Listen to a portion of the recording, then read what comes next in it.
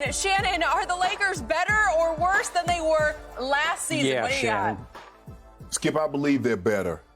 I don't think it's a natural fit between Russ, Bron, and AD. But what Brooklyn showed is that if guys are willing to sacrifice, it's not a natural fit between James Harden and Kyrie Irving. Kevin Durant will fit any system, in any era, any time. Thank you. He's different. Set him aside.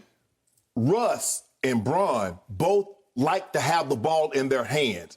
Russ is not an outside shooter. Bron likes to have, and what they've done is the supporting role, the role players are all shooters. Malik, Monk, Wayne, Ellington, Kendrick, Nunn, Melo, Bazemore, all those guys shoot really well. Agreed. When he was at best, the 4 years he was in Miami, shooters, Battier, Ray Allen, Mike Miller, he had guys that can knock down the three. He did.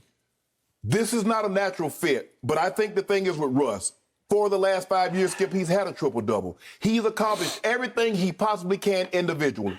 The only thing that's missing from his resume is what? A championship. He has a gold medal. He has an MVP. He has a All-Star Game MVP. Now, this is his best chance to get a championship. He's playing with two guys that has championship pedigree. LeBron James goes without saying. Anthony Davis, I believe he's due for a bounce-back season because he heard all the chirping. Can't stay healthy. And a lot of that is warranted. Can't deny the fact. But even before he had gotten hurt, Skip, he was not playing like he played his first year in L.A. So this is not a natural fit. But I believe, Skip, when you get three guys like this with these dynamic personalities, you got to have a conversation. Okay, guys, look, what are we trying to do here? Russ, how important are those triple-doubles? LeBron, how important is it to you to average 25, 26 points a game? AD, how important is it to you? Because we're going to have to sacrifice something in order for this to work. Because at the end of the day, the most important thing is a championship. And I believe for them to get on the phone and make this happen, because, Skip, you're not bringing in a guy like that without those two guys' blessings. That ain't happening. You know that. I know that. True. So since he's there, I believe everybody, just like when LeBron went to Miami, D-Wade, Chris Bosh says, okay, guys, we'll sacrifice. It will work because I believe they want it to work. It's not a natural fit. This is not a natural selection, as they say, Skip, but I believe it's going to work. Skip, look, a lot of the guys that they got rid of, Skip, they were underperforming. Dennis Schroeder wanted to prove that he was the guy. We're sure he's gone? I don't know what's happened to him. Well, he ain't coming he's back. Still in purgatory, I think. The guy turned down 4 years for $84 million. He's going to be lucky to get, what, $7-8 million a year. Yep. He overplayed his hand. KCP, for whatever happened, for whatever reason, he just couldn't consistently knock down the shots. These guys, now the only thing that concerns me, Skip, and we know what happens, we've seen guys beat other places and knock down 40, 42, 43% of their threes and get with LeBron and can't throw the ball in the ocean. Now, they're never going to be more wide open than playing with these three guys. The question is, I don't have any questions about Melo because Melo's been the guy on two different teams. He was the guy in Denver, he was the guy in New York, so he knows what it's like to play up under pressure. But these other guys, they don't know what it's like to play. There's a different type of pressure when you play with LeBron James and you play with the Lakers. Agreed. That's a whole different ball game. But Skip, I believe they will be better. But you know what it comes down to, Skip? Health. So that's it. That's it. Okay. I'm going to remind our faithful viewers that before we departed upon our vacation, that we did talk about, we did discuss the speculation that Russell Westbrook was at least a person of interest for the Los Angeles Lakers, right? And I didn't believe it. And you didn't believe it, and you condemned it. Nope. You said it would be a disaster. I believe you used that word disaster. So I'm not going to let you resell it as any kind of godsend just because Russ' late career is going to say, I see the light. I've got to sacrifice for LeBron and AD so that we can three together win this championship that I have never won before. Okay. I'm going back to your first word, which your first impulse, your first instinct was disaster. And I believe this will be nothing less than a disaster for one LeBron James, because I believe that LeBron is the de facto GM of the Lakers. I think that every move that Rob Pelinka made and gets credit for, LeBron either has the original idea for or certainly co-signs. Yes. He is actively involved in every decision, and I'm going to credit LeBron with every nice move that the Lakers made. And I give you lots of nice moves. I told you last year, I first guessed this, that losing Dwight Howard was going to be a big little loss. It wasn't a huge loss. It was a big little loss, but it was a loss nonetheless, and you got him back. Right. Well, you should have kept one of them. You could have kept JaVale or Dwight. You can't lose both. Okay, you can't lose both of them. And listen, Carmelo Anthony getting one last hurrah, one last run at a ring with his maybe best friend in the world, LeBron James, is a sweet move by LeBron because Carmelo can still shoot it. He was a 40% three-point shooter. So he has turned into nothing but a catch-and-shoot three-point shooter. But I believe that stage will not be too big for Carmelo. And then Ellington is 42% from three last year, and Bazemore was 41%. I give you those. I give you Kendrick Nunn. I give you Monk. That they can both shoot it or drive it and score it. I liked every move that the Lakers made except the first biggest move. Every move that LeBron made is undercut, disqualified, rendered obsolete by the fact that Russell Westbrook is now your primary decision maker and your point guard. It will be impossible for even LeBron James to overcome that because in the end, Russell Westbrook is nothing but a sensational solo act. And he is a blast to watch. He is must-see TV for me, no matter where he's been playing. And by the way, I remind you, this is his fourth team in 4 years for a huge reason. You remember, Skip, there's the compilation. Michael Jackson put together some of the greatest artists of all time, and they sang "We Are the World." All those guys were solo acts. All those gentlemen and women were solo acts. But they came together for what? But they did not have to rely on one being the primary decision maker. It wasn't like one kept writing new material for all the rest of them. All the new material written every game will originate with Russell Westbrook. It's why Kevin Durant tried for 8 years to win with him in Oklahoma City and finally said, I just can't win with him as the guy dribbling the ball up the floor every time saying, my turn or your turn? I think it's my turn. LeBron is going to suffer through that next year. And again, I don't doubt that Russell, he's from the L.A. area, obviously, and he obviously grew up a Laker fan. He will actually consider this more his team than LeBron's team because he actually invested all of his childhood emotions in this franchise. So I think he will be on his best behavior to start with, but it won't last long because he is what he always was.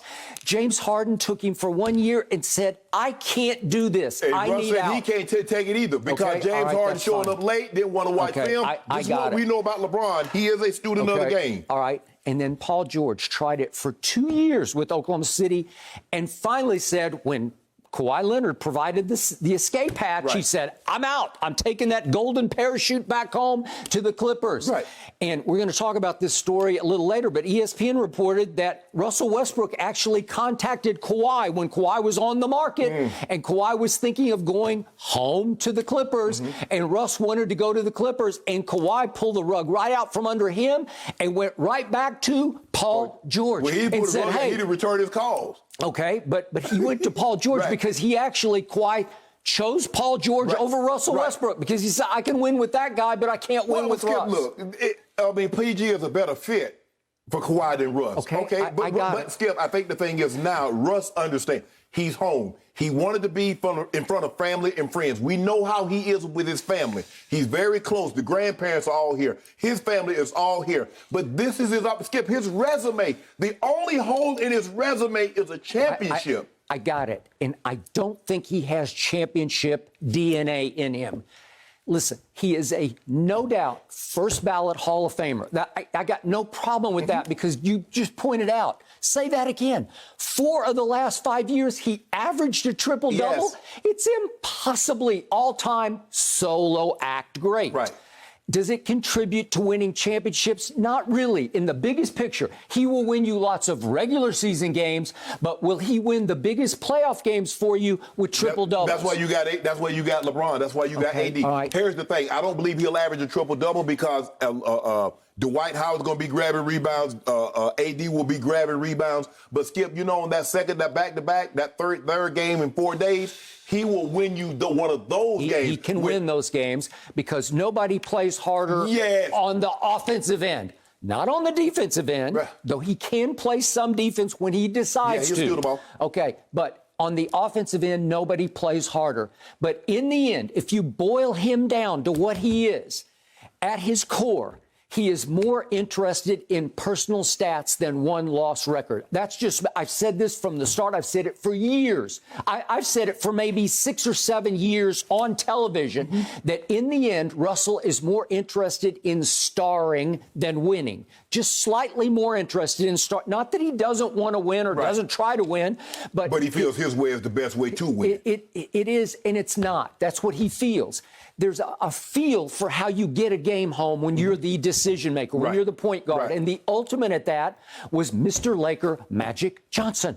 And Magic just knew this pass needs to be made to get him that shot to close the deal. Or maybe it's my turn because I got a disadvantage on me on defense, and I can take advantage. I can take him down and post him up and score over him, and we will close the deal that way. Whatever needs to get done, Magic would get done. I don't think Russ has that kind of feel for basketball. He gonna have that kind of feel. Well, LeBron obviously does have that kind of feel, but in the end, when you boil down Russ, look at what you just did.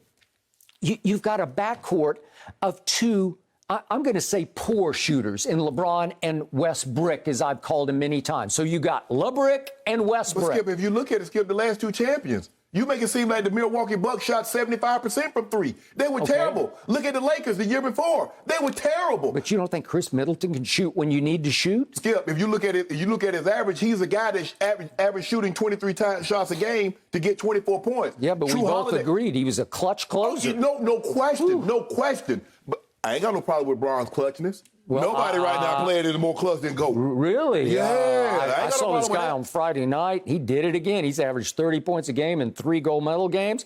We'll talk about clutchness in just a minute, but let's talk about three-point shooting, because last year, Russell Westbrook shot 31.5% from 3, and he takes way too many.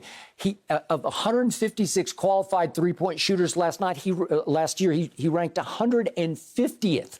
150th of 156. How about free throw shooting last year? Yeah, he was 65.6%. That was 103 of 110. What? Well, obviously, Skip, he's going to have to cut down on the amount of threes that he makes. But this is what he will do. He can be a one-man break. He will push the tempo. Now, Skip, they do give up something defensively. They're not as good defensively as they were last year. Caruso would guard on the perimeter. KCP would guard on the perimeter. But you gave up that to get better offense, to get around LeBron. And nobody plays defense in the regular season anyway. Okay. The Lakers ranked number 1 statistically in defense last year. That is not going to happen this time, even though I like Dwight as a rim protector, but he's only going to play, 15-ish minutes? 50, less than 20 minutes a game. But you still got AD. Okay. The Alex Caruso loss to the Bulls was shocking to me, and I'm going to quote The Athletic the next day, said, letting Caruso walk is head-scratching at best and a disaster at worst. He was the Lakers' best perimeter defender and one of the best guard defenders in the league. And he brought back his deal from Chicago for them to match. And they said no. And again, I don't know. The Athletic is questioning what the heck just happened here. I don't know what just happened, but LeBron is going to miss Alex Caruso, as they called him. But he will, Skip. We know what he thought of Caruso. He loved the basketball IQ that this young man played with. Well, did he think he was getting too much shine, too much media attention? Well, is it time for THT on TNT to rise and shine? Did LeBron want to clear the decks, get Caruso out of the way, so Talen Horton-Tucker, a clutch client, I might add, can rise? Stop that, Skip. Okay, well, is he going to be a big part of the rotation, if not a starter this year? But who do you think has the more upside, Caruso or THT?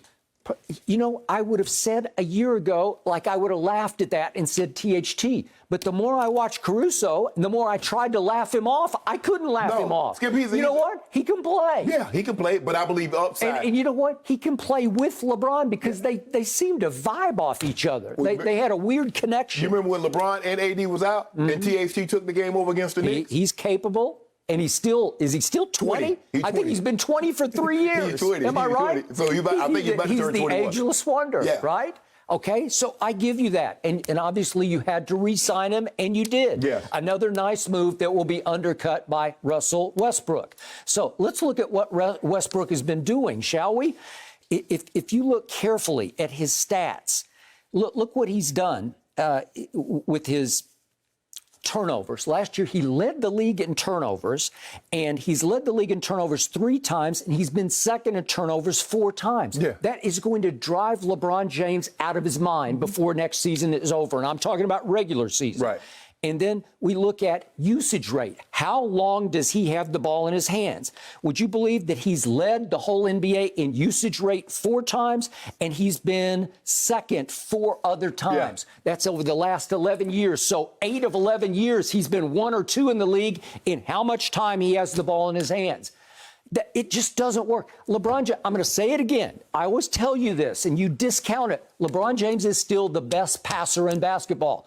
I think he was born to be a point guard, to be a Magic Johnson. Yeah. And he needs the ball in his hand because he needs to initiate. It's wearing him down, Skip. He's going into year 19, and you ask LeBron to do what he was doing in basically his whole career, and to maintain that level of play where he takes on all the responsibility in year 19 was asking a bit much. Now, I saw Russell Westbrook play with James Harden. James Harden averaged 30, Russell averaged 25. So I know Russell Westbrook can play with another superstar. We've seen him do that. We saw him play with Bradley Beal, average a triple-double. Bradley Beal came down to the last game, was second in the league in scoring. Yep. The question of the matter is, when you got 3 guys, somebody's going to have to sacrifice. Now, we saw what James Harden, we saw KD, we saw Kyrie.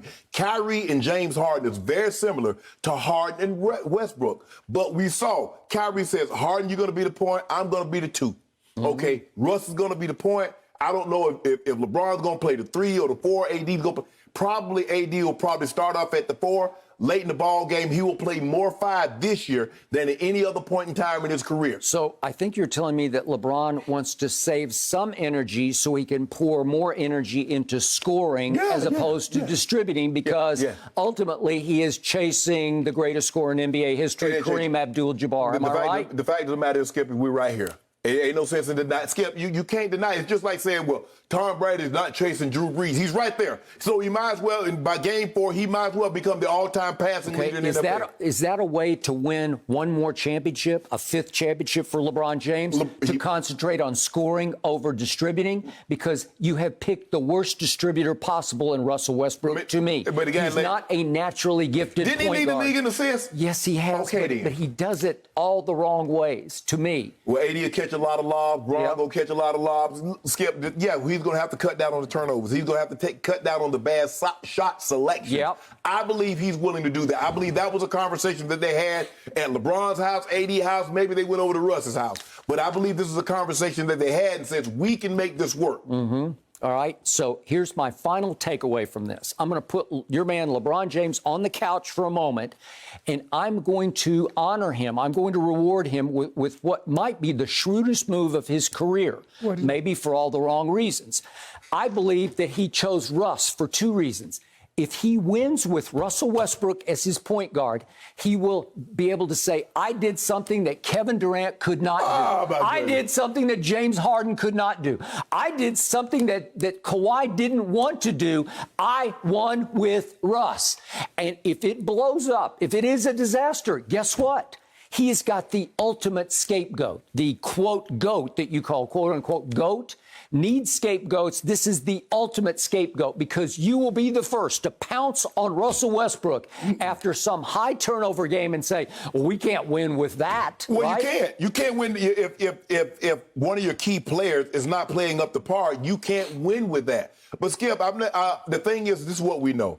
Even though J.R. Smith had the all-time gaffe in a finals game, You didn't blame JR. You blamed LeBron James because you said I did because he deserved it. See, okay, but that's I my was point. the only voice of reason No. because everybody else said it's his fault. No, it's Skip. And all I'm saying is, and that's what's going to happen now, when you're the best player, yes, they'll blame Russ, but they said Russ should not have been. You will say LeBron James shouldn't have put Russ in that situation. He should have taken the shot, or he should have been distributing the basketball instead of Russ.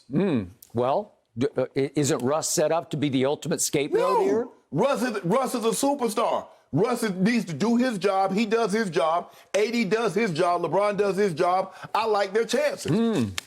I like the Nets' chances a lot better than I like the Lakers' chances because they even added little Patty Mills, who took over the Olympics for Australia, right? Yeah, he did. He got unbelievable. Here we go. But see, we've never seen Patty behave like that before in a game in the NBA.